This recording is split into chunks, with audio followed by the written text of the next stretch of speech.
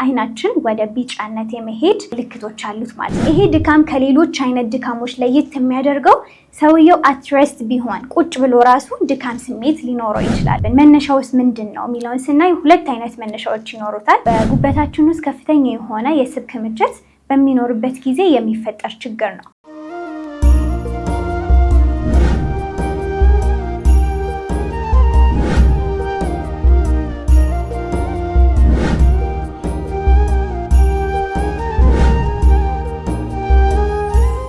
ሰላም አለይኩም ወራህመቱላሂ ወበረካቱ። ውድና የተከበራችሁ የወዳጆ አሊፋ ዩቲዩብ ቻናል ቤተሰቦች እንደምን ሰንብታችኋል? ይህ ከባህላዊውም ከዘመናዊውም አንጻር የተለያዩ አይነት ህመሞችን እንዴት አብረን ማስኬድ አለብን የሚሉ ፕሮግራማችን ነው። ዛሬም እንግዲህ ስለ ጉበት ስብ ወይም ደግሞ ስለ ፋቲ ሊቨር አንዳንድ መረጃዎችን አጋራችኋለሁ። በመጀመሪያ የጉበት ስብ ወይም ደግሞ ፋቲ ሊቨር ምንድን ነው የሚለውን ስናይ የጉበት ስብ ወይም ፋቲ ሊቨር በጉበታችን ውስጥ ከፍተኛ የሆነ የስብ ክምችት በሚኖርበት ጊዜ የሚፈጠር ችግር ነው። እንግዲህ ጉበት በመደበኛ ሁኔታ ኖርማል የሚባል ወይም በትንሽ በስሞል አማውንት ስብን ይይዛል። ነገር ግን ከ15 እስከ 20% በላይ ከሆነብን ወይም ደግሞ አብዛኛውን ፐርሰንት የሚይዘውን ክምችት በሚኖርበት ጊዜ ጉበታችን በፋቲ ሊቨር ይጠቃል ማለት ነው፣ ወይም ደግሞ በጉበት ስብ ይጠቃል። ሌላኛው ምንድን ነው? ይሄንን ትሪት ካላደረግነው ወደ ምን ሊሄድ ይችላል? ሊቨር ኢንፍላሜሽን ሊያስከትል ይችላል። ሲቀጥልም ደግሞ ወደ ሲሮሲስ ወይም ኢንድ ስቴጅ የሚባለውን የጉበታችን የመጨረሻው ስቴጅ የሚደርስም ይችላል። በመጨረሻ ደግሞ ሙሉ ለሙሉ ጉበት ፊዚዮሎጂካል ፈንክሽናችንን ላያስተካክል ይችላል፣ ላይሰራ ይችላል፣ ሙሉ ለሙሉ ያቋርጣል ማለት ነው። ስለዚህ ይሄንን እንዴት ማድረግ አለብን? መነሻውስ ምንድን ነው የሚለውን ስናይ ሁለት አይነት መነሻዎች ይኖሩታል። የመጀመሪያው ፋቲ ሊቨር ከአልኮል የሚነሳ ሲሆን ነው። ስለዚህ አልኮሊክ የሆነ ፋቲ ሊቨር ዲዚዝ የምንለው ነው። ይሄ መነሻው ምንድነው? አልኮል ነው። ብዙ የሆነ ኮንሰፕሽን ኦፍ አልኮሆል ጉበታችን በመደበኛ ሁኔታ መሰባበር ያለበትን ስብ እንዳይሰባበር ወይም እንዳያስወግድ ስለሚያደርገው ፋይናሊ ምን ይፈጠራል? ክምችት ይኖራል ማለት ነው። ሶ ይሄ አልኮሊክ ፋቲ ሊቨር ዲዚዝ እንለዋለን። ሁለተኛው ደግሞ ነን አልኮሊክ ፋቲ ሊቨር ዲዚዝ የምንለው ነው። ይሄ መነሻው ከአልኮል ያልሆነ ነው።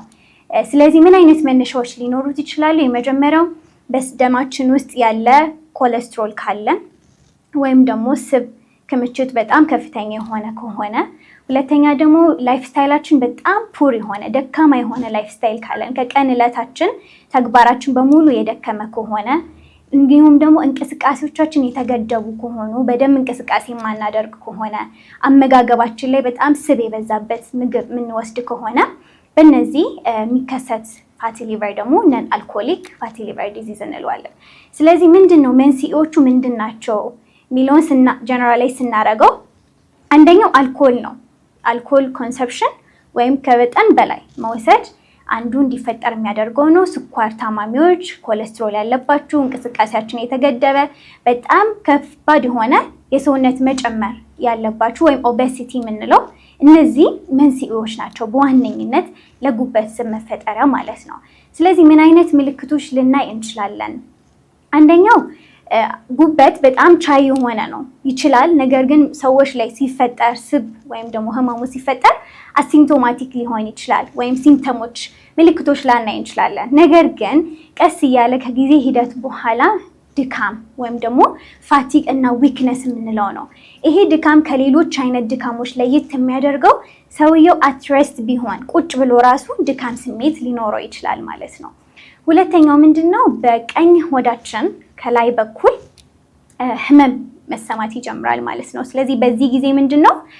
ስብ እየተከማቸ ነው፣ ጉበታችን ፈንክሽን ማድረግ እየከበደው ነው። በዚህ ጊዜ የሚሰማን ቀኝ ሆዳችን ክፍል ላይ ህመም ይኖረዋል ማለት ነው። ሶስተኛው ጆንዲስ ብለን የምንጠራው ነው። ይሄ የሰውነታችን ዲስከለሬሽን መሆን ስፔሻሊ ደግሞ አይናችን ወደ ቢጫነት የመሄድ ምልክቶች አሉት ማለት ነው። ይሄ ጆንዲስ ዲስከለሬሽን ይፈጥራል ማለት ነው። በዚህ ጊዜ ጉበታችን አሁንም በጣም ጉዳት ላይ እንደሆነ የሚያሳዩ ምልክቶች ናቸው። በተጨማሪ ከባድ የሆነ ክብደትን፣ ሰውነት ማበጥ፣ ስዌል ማድረግ፣ ሙሉ ለሙሉ ማበጥን ልናይ እንችላለን ማለት ነው። እንዲሁም ደግሞ ሽንትና ሰገራ ላይ ቆዳ ቀለም መጨመሩ እንዳለ ሆኖ የሽንትና የሰገራ ቀለምም ወደ መቀየር ይሄዳል ማለት ነው። እነዚህ ዋነኛ ምልክቶች ናቸው ማለት ነው።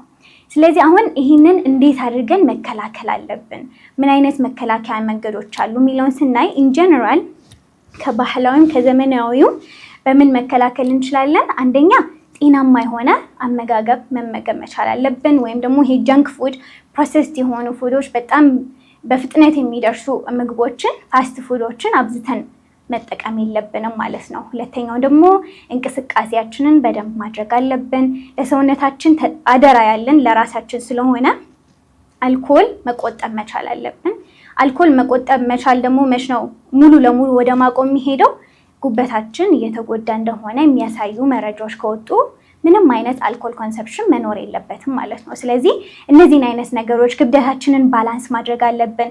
የምንመገበው የስኳር መጠንም ባላንስድ መሆን አለበት። ስፔሻሊ ደግሞ እንደዚህ ጃንክ ፉዶች ላይ ሌላ ፕሮሰስ ተደርጎ የሚመጡ ምግቦች ላይ አርቲፊሻል የሆኑ ግሉኮሶችም የተለያዩ ነገሮች ስለሚጨመሩባቸው እነሱንም ማስወገድ ይኖርብናል ማለት ነው። ስለዚህ አንድ የጉበት ስብ ከተፈጠረ በምን አይነት መንገድ ነው ዲያግኖስ የሚደረገው? ያው ከዘመናዊ ወይም ሞደርን ሜዲሲን ላይ የራሱ የሆነ ዲያግኖስቲክ ቴክኒኮች አሉት። ለምሳሌ እንደ ሲቲ ስካኖች፣ ኤምአርአይ፣ የሊቨራችን ኢንዛይም ይታያል። አጌን ደግሞ ሊቨር ባዮፕሲ ራሱ ከዚህ ሊወሰድ ይችላል ማለት ነው። ሶ በባህላዊውም ደግሞ ስንመጣ ምንድነው አንድ ኮዙን ካወቅን በኋላ ምን ማድረግ አለብን ወደሚለው ነው የምንሄደው ማለት ነው። እዚህ ይሄንን ካየን በተፈጥሮ ደግሞ ጉበታችን ጉዳት ላይ ከመድረሱ በፊት ምን አይነት ነገሮች እንመግበው? ለጉበት ጤንነት ብቻ ሳይሆን አጠቃላይ ለሰውነታችንስ ምን አይነት ነገሮችን እንመግባቸዋለን የሚለውን ስናይ የመጀመሪያው የወተት እንስላል የምንለው ነው። ባለፈው ቀደም ባሉት ቪዲዮቻችን ላይ ሰርተናል። ለኩላሊት ብቻ ሳይሆን እንዳጠቃላይ ጉበታችንንም ሊረዳን ስለሚችል በጣም እንደውም ለጉበት ሞስት ሪሰርችድ የተባለችው ሀርባል ናት እንስላል፣ እሱን መጠቀም አለብን ማለት ነው። ሁለተኛው ደግሞ ቱርመሪክ ወይም ደግሞ እርድ ነው። ይህንን በሻይ መልኩ መጠቀም እንችላለን። ግማሽ የሻይ ማንኪያ አድርገን እንደ ማንኛውም ጊዜ ሻይ ስንጠጣ እሱን መውሰድ እንችላለን ማለት ነው። ሶ ይሄ ምንድን ነው ስትሮንግ የሆነ ኤንቲ ኢንፍላማቶሪ ኢፌክት ስላላት እርድን ብንጠቀም ሞር የተሻለ ነው። ከምን ጋር የተገናኘ ነው? የጉበት ሴሎችን ከማገዝ ጋር የተገናኘ ነው ማለት ነው። ስለዚህ ይሄንን ደግሞ ቤስት የሚሆነው ከቆንዶ በርበሬ ጋር ወይም ከብላክ ፔፐር ጋር አብረን ብንወስደው የተሻለ ነው። እንደ ዝንጅብልንም ማንሳት እንችላለን። ዝንጅብል እንግዲህ ከዕለት ተዕለት የምናገኘው ነገር ነው አይደል? ከነጭ ሽንኩርት ጋር በተጨማሪ እንደሱ አድርገን መውሰድ እንችላለን። ስለዚህ ዝንጅብል ደግሞ ያለው ሚና ምንድነው? ስቡን ከመቀነስ አንጻር ነው። ሪዲዩስ ያደርጋል። የተጎዳም ከሆነ ሪጀነሬት እንዲያደርግ ያደርገዋል ማለት ነው። ስለዚህ በእነዚህ አይነት ነገሮች ሀርባሎች ሰውነታችንን ጉበታችን ብቻ ሳይሆን ሙሉ ጤንነታችንን መጠበቅ እንችላለን ማለት ነው። ሶ አሊፋ ባህላዊ ሕክምናስ ምን አይነት አገልግሎት ይሰጣል ከጉበትና ተያያዥ ህመሞች ጋር ስንል የመጀመሪያው እኛ ጋር የምታገኙት ማሲን ነው። በጣም ኢፌክቲቭ የሆነ ስፔሻሊ ጉበትንም ኩላሊትንም ከማጥራት አንጻር ከባይል ስቶን ጋር የተገናኙ ችግሮች የራሳችን የሆነ ፕሮዳክቶች አሉ። ተጨማሪ ደግሞ ከቀኝ ሆድ ክፍላችን ላይ ጋር የሚሰሙ ህመሞች ከሆኑ ደግሞ የተዘጋጁ ኢፌክቲቭ የምንላቸው የቢአር መድኃኒቶችም እኛ ጋር ይገኛሉ ማለት ነው። እዚህ ጋር ማሳሰቢያ የምንሰጠው ምንድን ነው? ሙሉ ለሙሉ ኢንድ ስቴጅ ላይ ያለ ጉበት ወይም ደግሞ ሙሉ ለሙሉ ፌል ያደረገን በኸርባል ብቻ ኮምፐንሴት ማድረግ አንችልም። ስለዚህ ኢን አዲሽን ቱ ሞደርን ሜዲሲን ነው ኸርባሎችን አንድ ላይ አድርገን የምንሰጠው ማለት ነው። ስለዚህ እዚህ ጋር ስንወስድ ማንኛውም አይነት እጽዋቶችን ስንጠቀም መጠንቀቅ ያለብን ምንድን ነው? እርግዝና ላይ ያለች ሴት ከሆነች በደንብ ጥንቃቄ መውሰድ ያስፈልጋል። ማንኛውም አይነት እጽዋቶችን ስንወስድ ደግሞ ተጨማሪ ሜዲኬሽን ወይም ከዘመናዊው ሞደርን ሜዲሲን ጋር መድኃኒቶች የምትወስዱ ከሆኑ ተጣርቶ ነው አድሚኒስተር የምናደርጋቸው። ምክንያቱም እጽዋቱ የራሱ የሆኑ እንትኖች ኮምፖነንቶች አሉት። ከመድኃኒቱ ጋር ደግሞ ኢንትራክሽን እንዳይፈጥር ተደርገን ነው መስጠትም ያለብን። እነዚህ ነገሮች ማጣራት ይኖርባቸዋል ማለት ነው።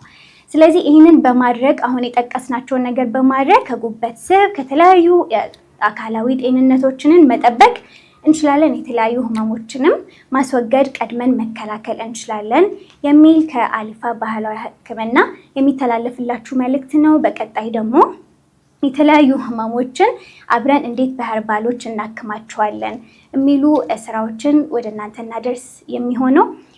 በተጨማሪ ደግሞ እንዲሰራላችሁ የምትፈልጉ ሀሳቦቻችሁንም አስተያየቶቻችሁንም በኮሜንት ሴክሽናችን ላይ አስቀምጡልን።